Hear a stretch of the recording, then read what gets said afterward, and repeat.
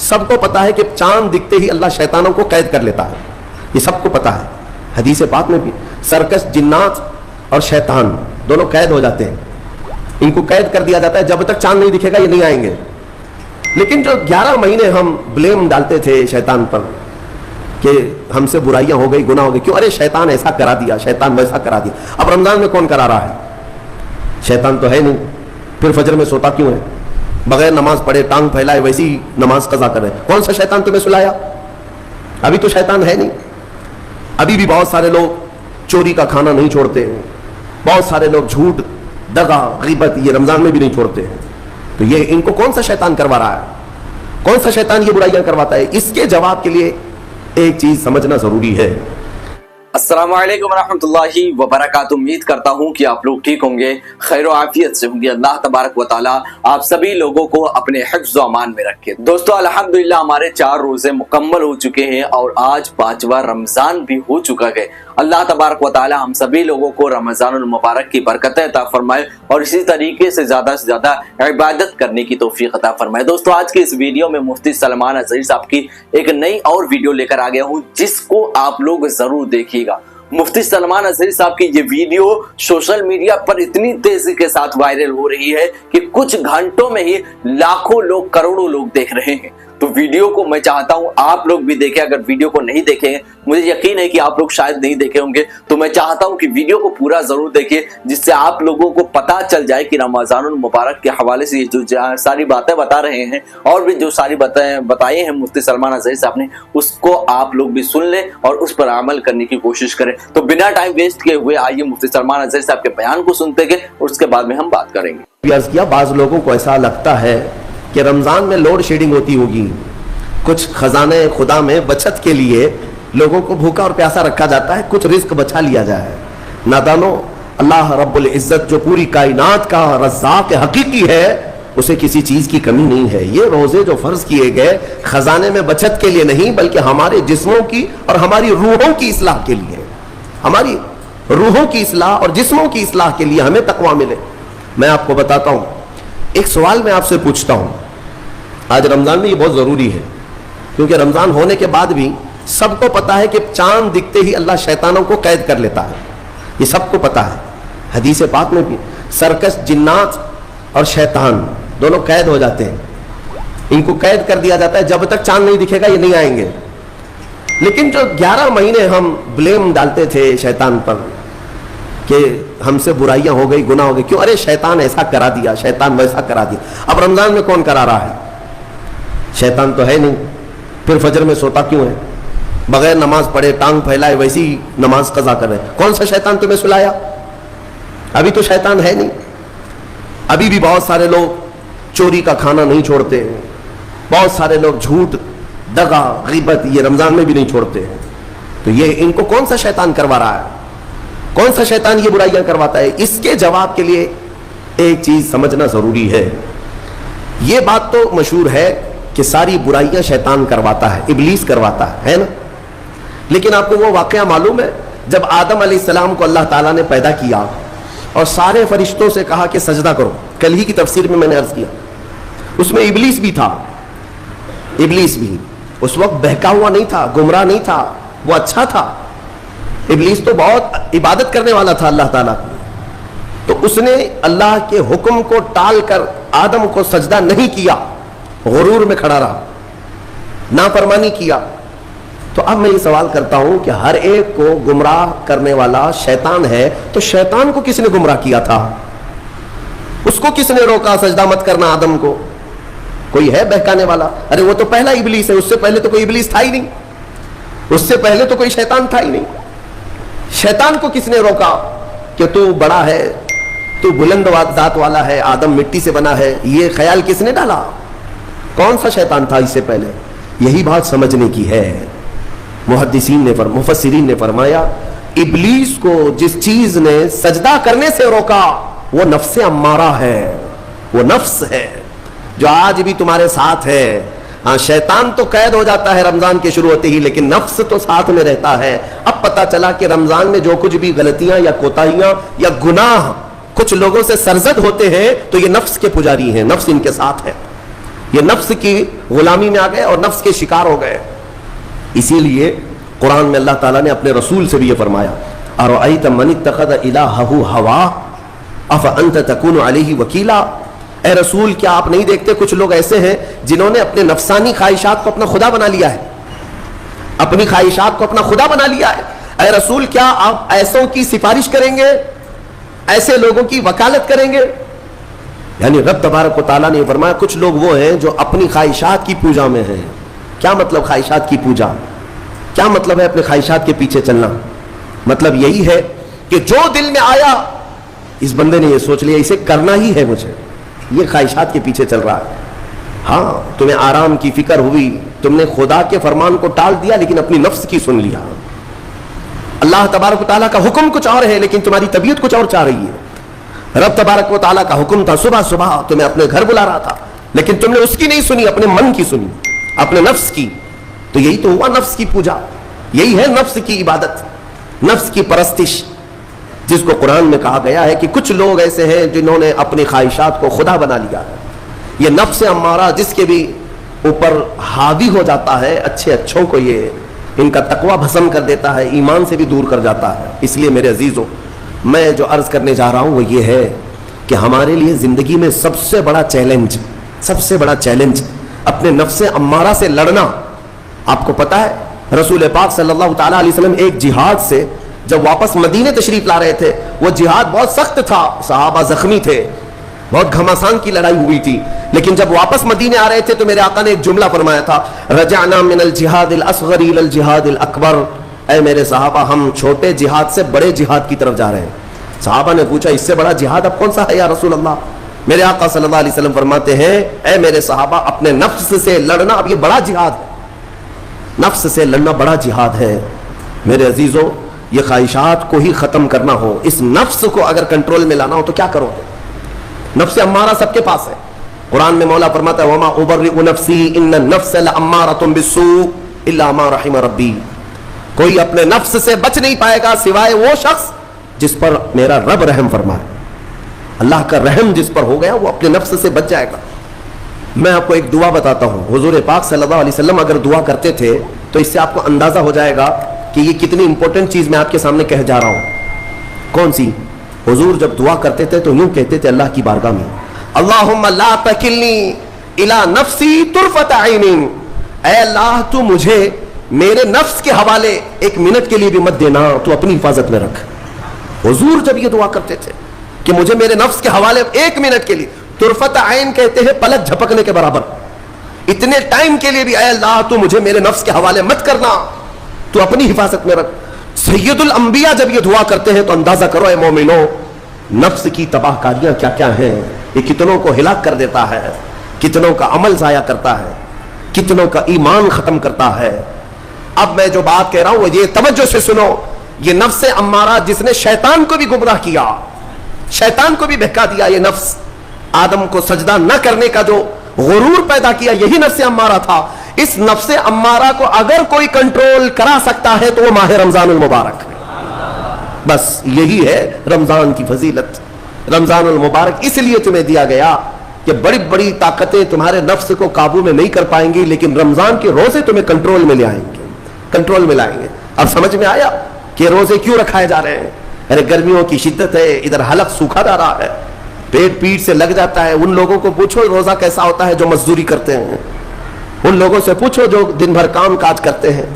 میرے عزیزوں روزے رکھنے کے بعد کیا رب تبارک و تعالیٰ کسی کو اس کی طاقت سے زیادہ تکلیف دینا چاہتا ہے؟ نہیں میرے عزیزوں, وہ رحمان ہے. اس نے جب تمہیں ماں کے پیٹ میں 9 مہینے رزق دیا تو کیا کائنات میں نہیں دے گا؟ تمہیں ماں کے پیٹ میں بھی رزق دیتا رہا. تم جب دنیا میں آئے تمہارے ماں کے سینے میں خون سے دودھ کس نے بنایا؟ تمہارے رزق کا انتظام کرنے والا وہ خدا. اگر تمہیں حکم دیتا ہے کہ صبح سے لے کر شام تک بھوکے رہو تو یہ اس کا ظلم نہیں بلکہ یہ عین کرم ہے. اللہ تبارک و تعالیٰ کا رحم ہے تم پر کہ وہ مولا ہماری اصلاح چاہتا ہے کہ ہمارے اندر تقوی آ جائے, جسم میں بھی اور روح میں بھی.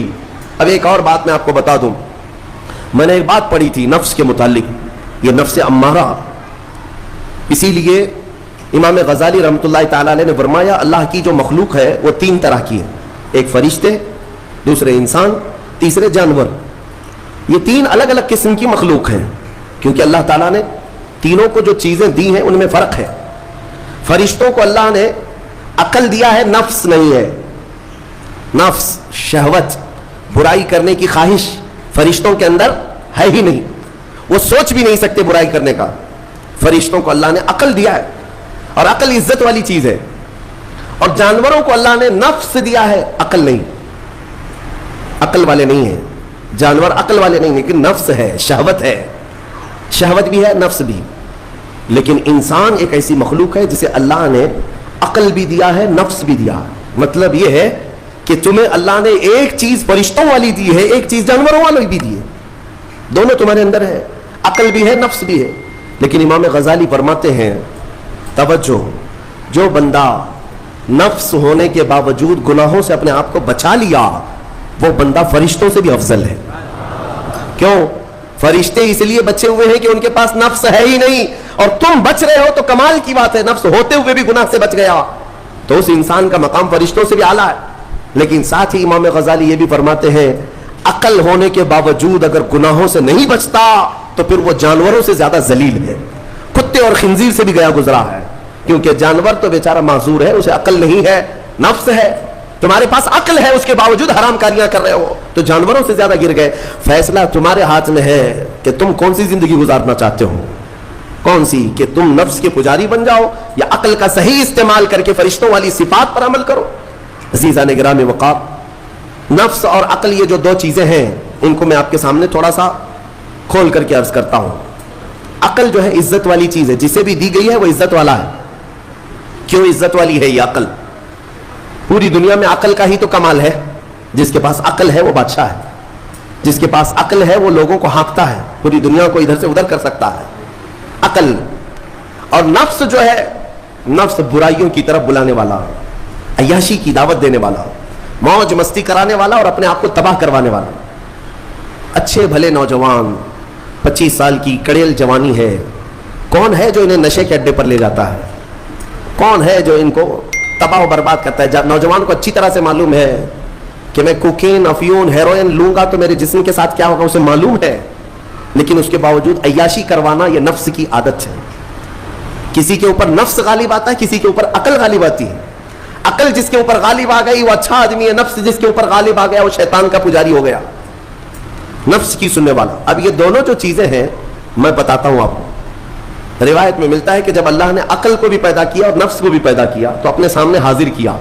عقل سے پوچھا کہ اے عقل بتا میں کون ہوں اور تو کون ہے؟ عقل نے کہا یا ربی انا عبدک وانت ربی, اے اللہ میں تیرا بندہ ہوں اور تو میرا رب ہے. عقل نے کیا کہا؟ میں تیرا بندہ ہوں اور تو میرا رب ہے. اللہ نے عزت سے نوازا, اقرار کیا نا بندہ ہونے کا. عقل نے اقرار کیا. پھر نفس کو بلایا, نفس سے پوچھا بتا میں کون ہوں اور تو کون ہے؟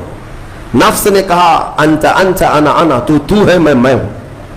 یہ غرور تھا نفس کے اندر, یہ گھمنڈ تھا نفس کے اندر کہ میں ہوں. نفس جس کے اندر غالب آتا ہے وہ آج بھی یہی کرتا ہے, میں ہوں, کسی کے سامنے کیا جھکنا ہے. تو حکم ہوا کہ اس نفس کو 100 سال جلایا جائے. 100 سال جلایا گیا, اس کو عذاب دیا گیا نفس کو. 100 سال بھگتنے کے بعد, آگ کی تپش بھگتنے کے بعد اسے پھر لایا گیا نفس کو. اللہ تعالیٰ نے پوچھا اے نفس بتا میں کون ہوں اور تو کون ہے؟ نفس نے کہا انت انت انا انا, تو ہے میں ہوں. غرور نہیں ٹوٹا, گھمنڈ نہیں ٹوٹا. حکم ہوا اللہ کی طرف سے فرشتوں کو, اس نفس کو اب 100 سال تک بھوکا اور پیاسا رکھا جائے, کوئی چیز نہ دی جائے. اسے سخت سزا دی گئی, بھوک اور پیاس کی نفس کو کوئی چیز نہیں دی گئی. 100 سال کے بعد پھر اس کو حاضر کیا گیا, پوچھا گیا بتا کون ہوں میں؟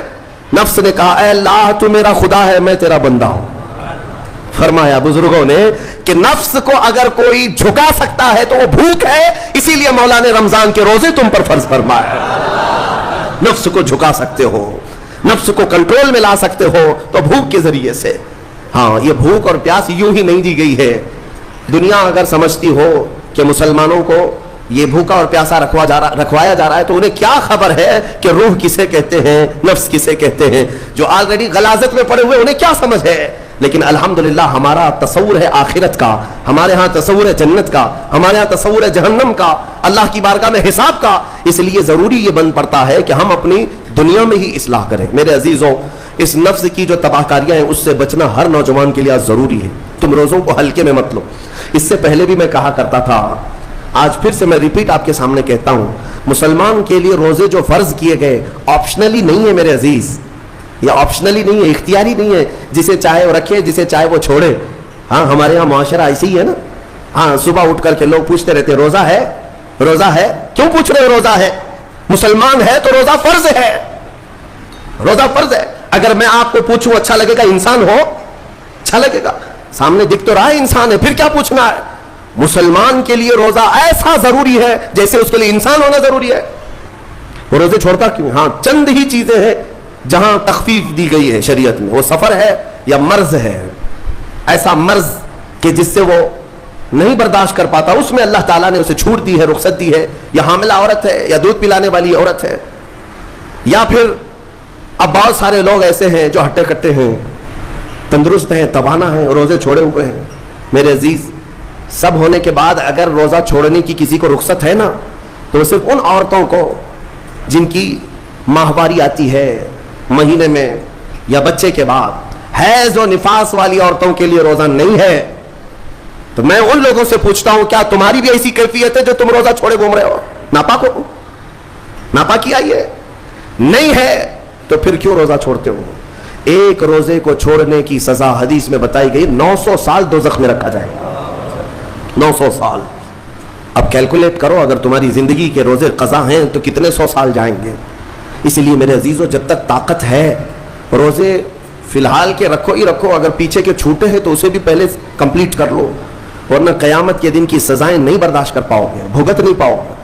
یہ ہم جو بار بار کہتے ہیں آپ کے روزہ رکھنے سے میرا کیا ہے, ہم تنبیہ صرف اس لیے کرتے ہیں کہ قیامت کے دن اللہ تعالیٰ کے عذاب میں گرفتار نہ ہو جاؤ, عذاب میں گرفتار نہ ہو جاؤ.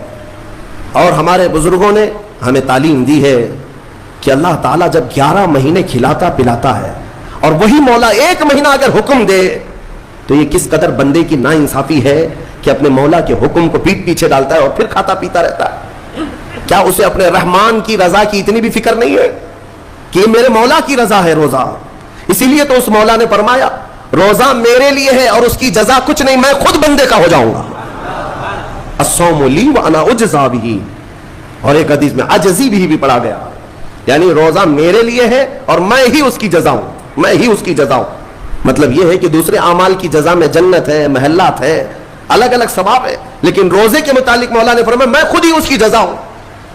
تجھ سے تجھی کو مانگ کر مانگ لی ساری کائنات, جس کا خدا ہو گیا اس کی ساری کائنات. میرے عزیزوں, اللہ تبارک و تعالیٰ اگر کسی بندے کا ہے تو پھر اس کے کیا کہنے ہیں. اچھا, ایک اور اس میں حکمت یہ ہے, روزہ جو رکھا جاتا ہے یہ بندے اور اللہ کے بیچ کا راز ہے, دوسرے کسی کو پتا نہیں. میرا روزہ آپ کو نہیں معلوم, آپ کا روزہ مجھے نہیں معلوم. چہرہ دیکھ کر کے کچھ بھی کہا جا سکتا ہے. ہاں, چہرہ دیکھ کر کسی کا روزہ پتا چلے گا. آپ کل سحری کر کے نیت کر کے روزے سے آئے ہیں, کسی کی پیشانی پہ تو لکھا نہیں ہے کہ یہ روزے دار ہے.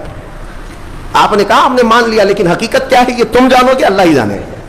بہت سارے تمہارے پاس موقع ایسے آتے ہیں جب ایک ایک گھونٹ نگل سکتے ہو, وضو کے بیچ میں, غسل کے بیچ میں, جب کوئی نہ دیکھ رہا ہو تب چٹکیاں لے کر اندر ڈال سکتے ہو, کوئی نہ دیکھ رہا ہو. لیکن بندے اور مولا کے درمیان کا ایک راز ہے روزہ.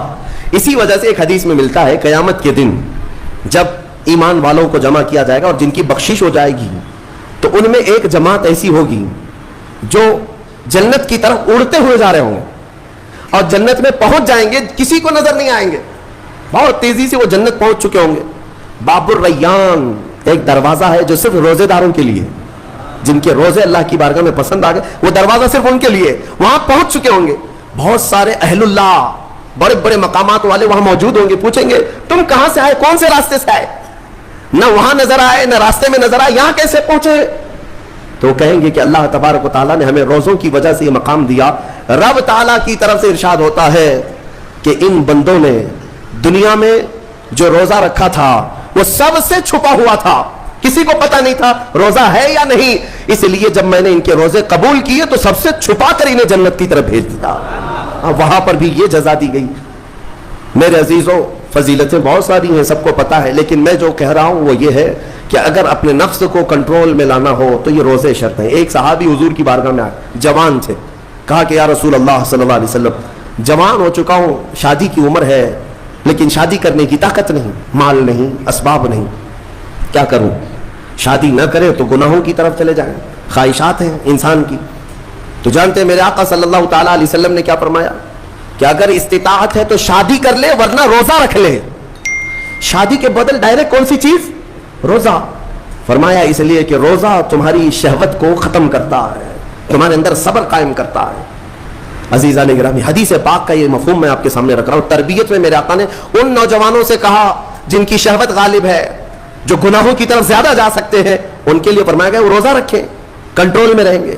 सिर्फ रमजान का ही नहीं, साल में और भी दिनों में रोजा रखो ताकि तुम्हारा नफ्स काबू में रहे, कंट्रोल में रहे। मैं चंद महीने पहले कुछ नौजवानों की कसरत को देख रहा था जो अपने जिस्म को शेड्यूल बनाने के लिए, मेंटेन करने के लिए डाइट प्लान तैयार कर रहे थे।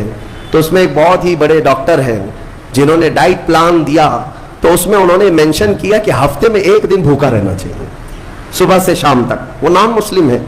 मैंने पूछा था कि ये आपके डाइट प्लान में किस लिए है, तो उन्होंने उसकी साइंटिफिक वजह बताई कि हफ्ते भर में हम जो कुछ भी खाते हैं, कुछ ऐसी चीजें जमा हो जाती हैं जिनको पिघलने का मौका ही नहीं मिलता, हम बार बार खाते रहते हैं, उस पर चीजें जमा होती रहती हैं। एक दिन हफ्ते में अगर अपने पेट को खाली छोड़ दिया जाए तो फासिद मादे गल करके बाहर निकल जाएंगे और सेहत हमेशा सही रहेगी। ये दुनिया कह रही है। मेरा मौला बगैर हिकमत के कोई चीज तुम पर फर्ज नहीं फरमाता।